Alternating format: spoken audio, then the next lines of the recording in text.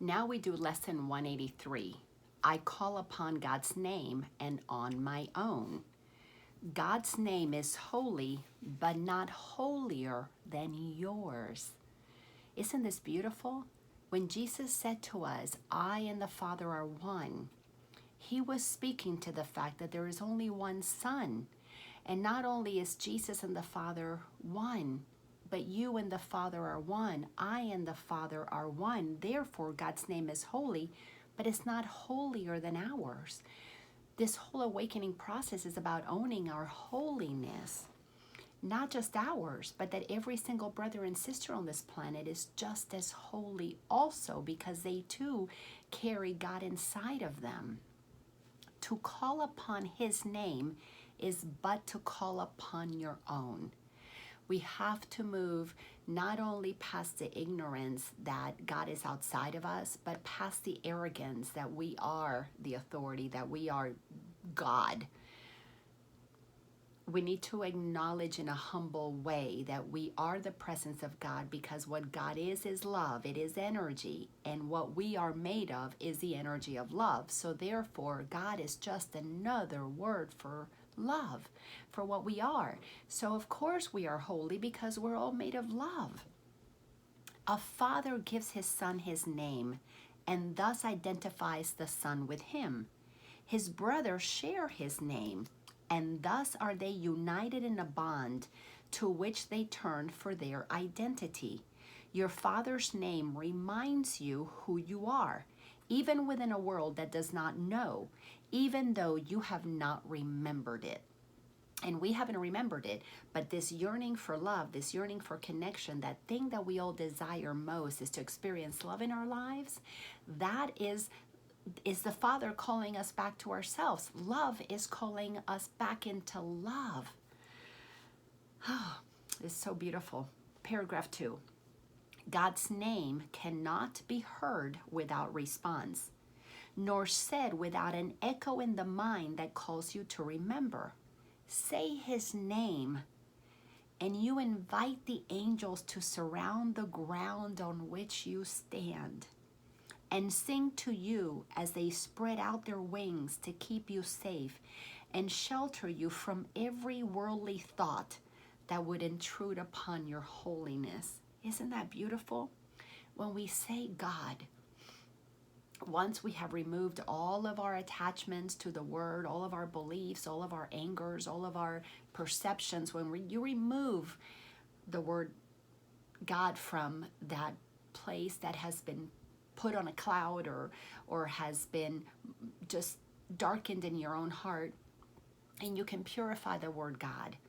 You know, to me, I had a very distinct voice that told me to call it Jezel. It's an acronym, G-S-E-L, Jezel. God is the source of the energy of love. I am really comfortable with the word God now, the word Jezel, the word love, the word spirit, the word universe, the word, you can call it Buddha, you can call it Bambi, you can call it, whatever. It does not matter. It is the presence of love. It is unconditional love. It is the energy of life itself. It is that which created everything.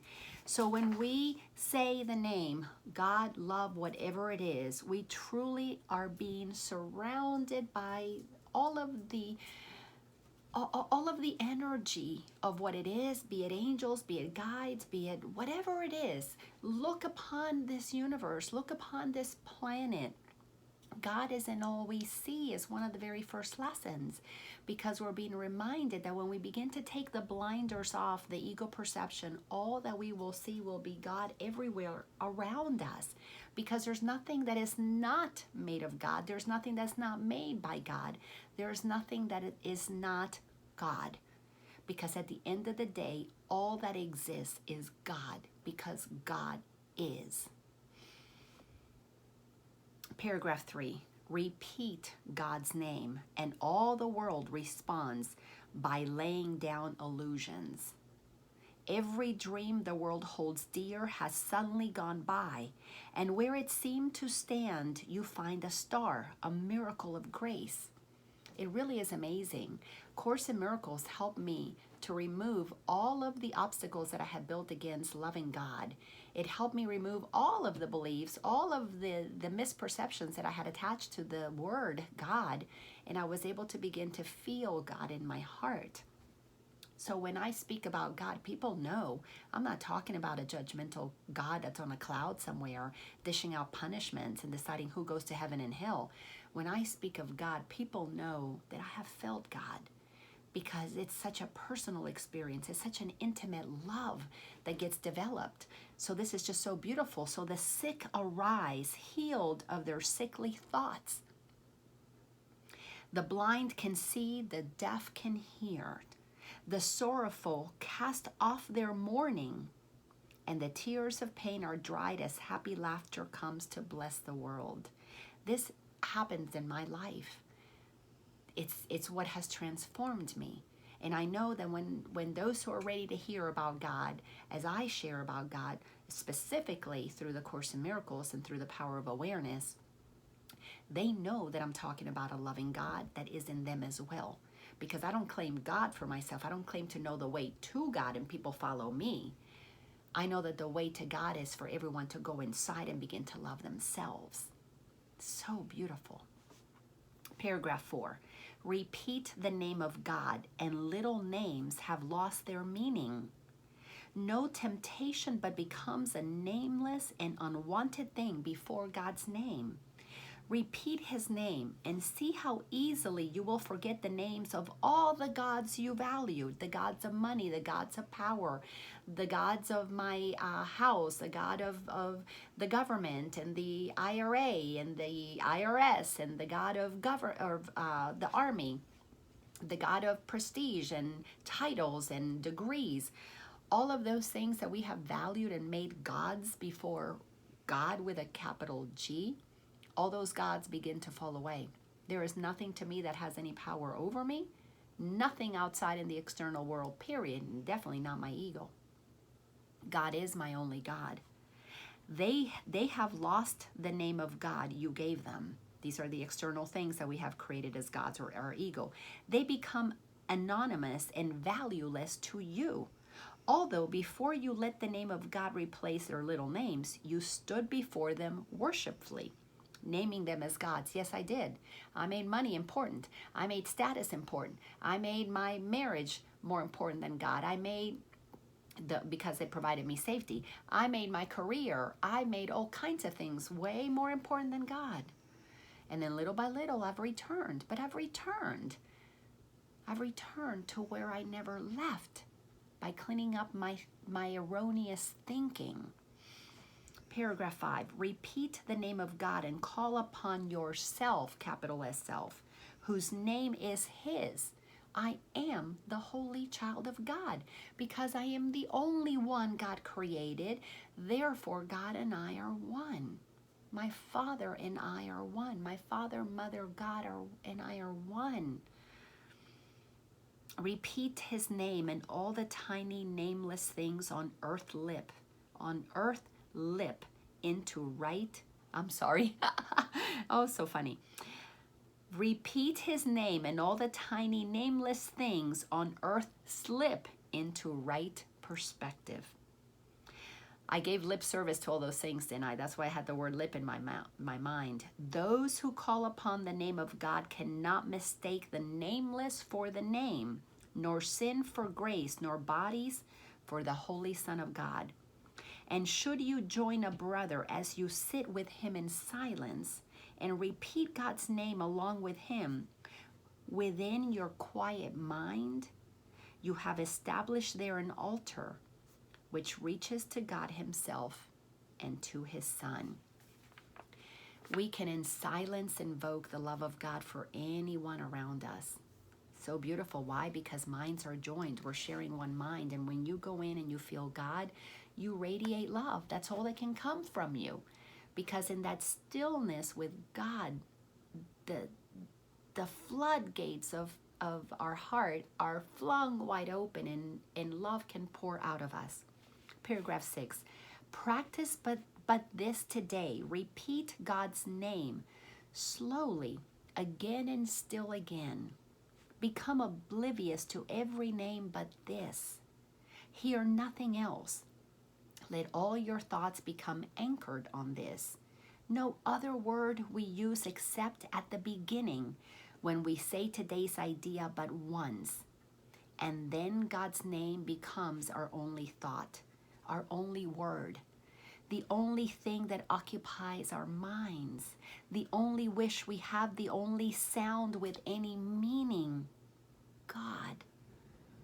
And the only name of everything that we desire to see, of everything that we would call our own. I call upon God's name and on my own. Paragraph 7. Thus do we give an invitation which can never be refused. God will never not answer you. It's impossible. God will always answer, but God is waiting for our invitation. We have to have the willingness to say, God, come on in. We have to open the door, open the window, remove the veil, whatever you want to call it. Whatever is between you and God, you have to remove it. God won't remove it for you because God is not going to tell us that we have to love God. We need to want to love God because then we take ownership of our desire to connect with our truth.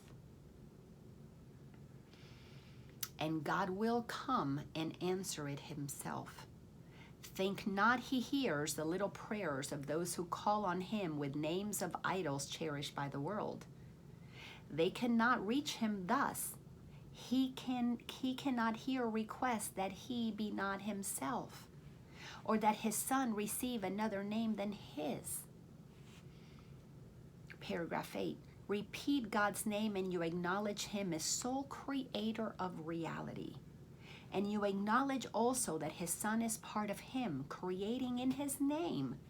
We got to be creating in God's name. And if we're going to create in God's name, we have to extend love. That's it. Otherwise, we're not creating in God's name. Religion has done that. Lots of creating, attempting to create, but not in God's name. That's why everything that it touches, it crumbles. It has to crumble because it's made out of fear. It's made out of ignorance. It's made out of arrogance. And that does not allow us to cross the veil. Only love, only pure intention to know the truth because you have began to feel it inside opens the door. That's why we must become like little children, pure of mind, let go of our beliefs about what God is not, and enter and sit on the Father's lap. Allow ourselves to experience the mother's embrace. Sit silently and let his name become the all-encompassing idea that holds your mind completely. Let all thoughts be still except this one. And to all other thoughts, respond with this and see God's name replace the 1,000 little names you gave your thoughts, not realizing that there is one name for all there is and all that there will be. Paragraph 9, today you can achieve a state in which you will experience the gift of grace. You can escape all bondage of the world and give the world the same release you found. You can remember what the world forgot and offer it your own remembering. You can accept today the part you play in its salvation and your own as well, and both can be accomplished perfectly. This is a promise. You save yourself, you save the world. Paragraph 10. Turn to the name of God for your release, and it is given you. No prayer, but this is necessary, for it holds them all within it. Words are insignificant and all requests unneeded when God's Son calls on his Father's name. His Father's thoughts become his own. You will begin to think with the mind of God because you remove the obstacle, you remove the veil, you remove the thinking that has you will against God. And then you know what God knows. He makes his claim to all his Father gave, is giving still and will forever give. I know I deserve my good because God gave it to me already. I claim all the abundance, all the health, all the wealth, all the joy, all the happiness, all the peace, all the grace, because it's already been given to me. It's been held out there for me in escrow, and all I had to do was one day finally give up thinking on my own and say, God, I'm going to think with you. And the minute that I think with God, all that was already given unto me before, I get to experience it and receive it now. Does it look like my life has changed drastically on the outside? No. But on the inside, completely. I walk around this world without much fear. The thoughts may come in, but they don't stay there long. My ego has dissolved. Thoughts do show up that are egoic thoughts. But I know that my heart is pure because I know the Father, the Mother, God, indwells me as much as I am in God. God is in me. I had an experience in August of 2007, 11 years ago, next month. And my life was transformed, totally transformed, when I felt myself as one with God. And it took me a good 5 or 6 years to really get the profoundness of that. And then the last 6 years to live it, to embody it, to get what that experience 11 years ago helped me see and feel as my truth. But I had to clean my mind. My mind had so much traction. It had such a strong pull with all of the beliefs that were there. The world still appeared to be so real, and I was untethering myself from things little by little by little. It took a while, but I did it. And if I can do it, anybody can. And I didn't even know the Course in Miracles then, but the power of awareness that was given to me by Jesus gave me the beginning steps. It gave me the cliff notes to A Course in Miracles so that I could begin the process of undoing the beliefs that were not true. And then when I read the Course in Miracles, it blew everything out. And then I just had to embody it. I had to practice being what I am. So I made my claim. Sentence 5, paragraph 10, I made my claim to all my Father gave me, is giving me still and will forever give me.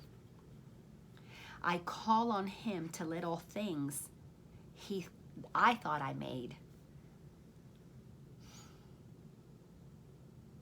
be nameless now. Those thoughts barely have any power over me. Half the thoughts that I used to have before, I don't even remember. I've forgotten so much. Really, truly forgotten so much. And in the place of the thoughts I made, the holy name of God becomes my judgment of my worthiness, because it's a judgment of the unworthiness, the worthlessness of all that I had created with when I was creating without God. Let me read that sentence number 6 as it is written by Jesus. He calls on him. This is us. We call on him. He calls on him to let all things be thought. To let all things he thought he made be nameless now. And in their place, the holy name of God becomes his judgment of their worthlessness. Paragraph 11, all little things are silent. Little sounds are soundless now. The sound of the government, of the IRS, of the money, of the career, of the boss, of the children, of the husband, of, the sounds of my mother in my head, of my grandmother in my head, the sounds of anybody needing me to do something to help make the world a better place according to the egos. Those sounds, they don't occupy my mind, because in the stillness that I experience, I hear God. Why would I want to distract myself hearing nonsense, insanity from the world, when I hear the purity, the gracefulness, the beauty that God whispers to me? The little things of earth have disappeared. The universe consists of nothing but the Son of God, who calls upon his Father, yes, I do. And his Father's voice gives answer in his Father's holy name. The Holy Spirit constantly talking to me. In this eternal, still relationship in which communication far transcends all words, and yet exceeds in depth and height whatever words could possibly convey, is peace eternal. In our Father's name, we would experience this peace today, and in his name, it shall be given us.